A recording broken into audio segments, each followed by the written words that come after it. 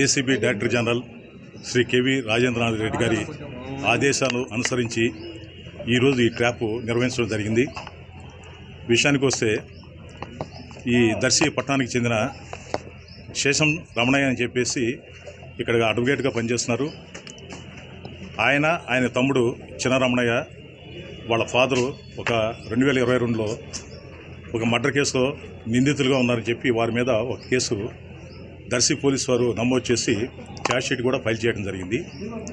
సబ్సిక్వెంట్గా 2023లో ఈ రమణయ్య మీద వాళ్ళ బ్రదర్ చిన్న రమణయ్య మీద రౌడీ షీట్లు ఓపెన్ చేయడం జరిగింది. ఆ రౌడీ షీట్లు క్లోజర్ కోసం వీళ్ళిద్దరూ బ్రదర్స్ ఇద్దరు ఏపీ హైకోర్టుకి అప్రోచ్ అయ్యారు.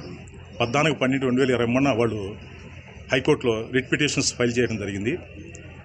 ఆ రిట్ పిటిషన్స్ ఫైల్ చేయగానే ఇంటర్న్ హైకోర్టు వారు డైరెక్షన్ ఇచ్చారు. సోపుండా పోలీస్ అండ్ దర్శి ఎస్డిపిఓ అలానే ఎస్హెచ్ఓ దర్శి వీళ్ళు దానికి కౌంటర్ ఫైల్ చేయమని చెప్పి వాళ్ళు ఉత్తర్వులు ఇచ్చారు.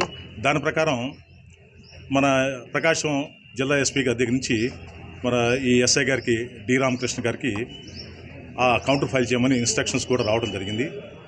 దాని మీద ఆ కౌంటర్స్ గురించి ఒకసారి ఎస్ఐ గారిని ఈయన కలిస్తే ఈయన 20,000 రూపాయలు ఇస్తే నీకు అనుకూలంగా కౌంటర్స్ ఫైల్ చేస్తాను, అదర్వైజ్ నేను చేయను అన్నట్టు ఆయన మాట్లాడడం జరిగింది. దాని మీద ఆయన ఆ డబ్బులు ఇవ్వడానికి ఇష్టపడక 1వ తారీఖున అంటే జనవరి 1, 2024 ఏసీబీ ఒంగోలు వారిని అప్రోచ్ అవడం జరిగింది. ఆయన కంప్లైంట్ ఇవ్వగా ఆ కంప్లైంట్ని పరిశీలన చేసి ఈరోజు అనగా 4వ తారీఖు మేము ఎఫ్ఐఆర్ నమోదు చేసుకొని ఈ ట్రాప్ కండక్ట్ చేయడం అయింది.